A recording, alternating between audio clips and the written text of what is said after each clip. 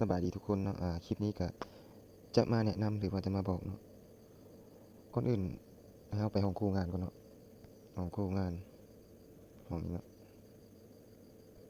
คลิกเข้ามาแล้วมันจะมีอีกซอยหนึ่งที่เราบ่เข้าใจค่อยก็บ่เข้าใจคือกันแต่ว่าเดี๋ยวนี้ค่อยคิดว่าค่อยมีวิธีค่อยฮู้แล้วเนาะแต่ค่อยสิเฮ็ดให้เบิ่งเนาะว่ามันสิได้แท้บ่ประเภทจำนวนของช่องตัวนี้เนาะของช่องตัวนี้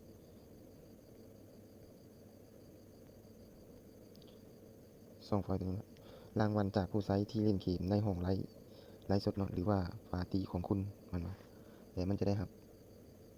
ตามจำนวนนี้เลยเนาะถ้าว่าเฮาไลฟ์สดอยู่เนาะเฮาได้รับจากคนอื่นน่ะ10 พอยต์ก็คือ10 คะแนนนะเนาะแล้วเฮาก็จะได้ผลครับ10 พอยต์คือกันข้อยคิดว่าระยะไลฟ์สดรายวัน60 นาทีเท่านั้นที่เฮาจะได้เนาะคือเฮาไลฟ์สดอยู่แล้วมีหมู่มาส่งคะแนนให้เฮาหรือว่าพอยต์10 พอยต์นั้นถึงครบชั่วโมง60 นาทีนะเฮาก็จะได้รับตัวนี้ข้อยคิดว่าแต่ก็ลองเบิ่งเพราะว่าข้อยก็ยังบ่ฮู้เนาะเดี๋ยวข้อยสิลองเบิ่งแล้วข้อยสิตัดคลิปไปที่ตรงที่มันจะได้หรือบ่ได้เนาะแล้วข้อยจะเอา ID นี้เนาะส่งของขวัญหรือว่าส่งบนโชคดีนะส่งให้เวลาข้อยไลฟ์สดหรือว่าเข้าห้องปาร์ตี้เนาะแล้วข้อยสิเอา ID นี้เข้าไปแล้วข้อยสิส่งคะแนนหรือว่าพอยต์นั้นให้ ID ตัวที่ตั้งบนไลฟ์สดหรือว่าเข้าห้องปาร์ตี้นั้น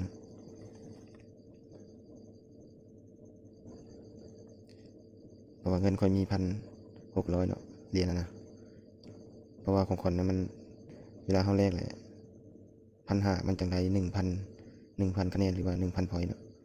เหรียญ1,500 เหรียญมันจังถึงกฎเกณฑ์ของมันเนาะ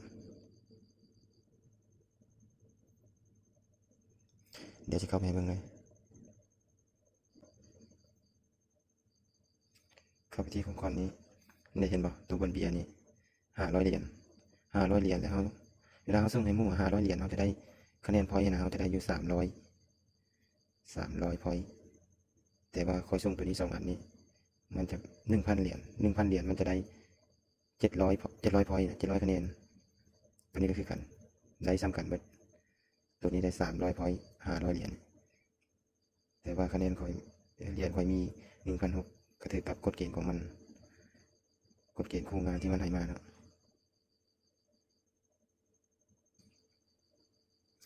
โครงงานนี้ได้เห็นปะมันมี 1,000 พอยต์กับ10 พอยต์ส่งแล้วถ้าว่าเราได้ครับตัวนี้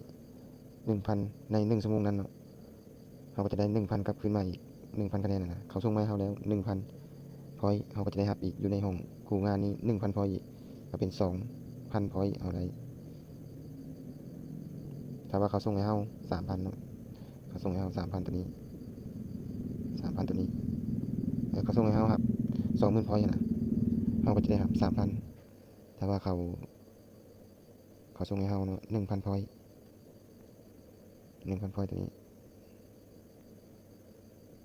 1,000 พอยต์เราก็จะได้ครับตัวนี้อีกก็เป็น 1,100 พอยต์เราจะได้แต่ว่าเขาส่งให้เราฮอต 20,000 พอยต์นี้จำพวกที่ตัว10 พอยต์หรือว่า 1,000 พอยต์นี่เราก็จะได้ครับคือกันขอคิดเบิ่งตามนั้นแต่ว่าขอสิลองเฮ็ดเบิ่งแล้วขอสิตัดต่อคลิปมาให้เบิ่งว่ามันจะได้หรือบ่ได้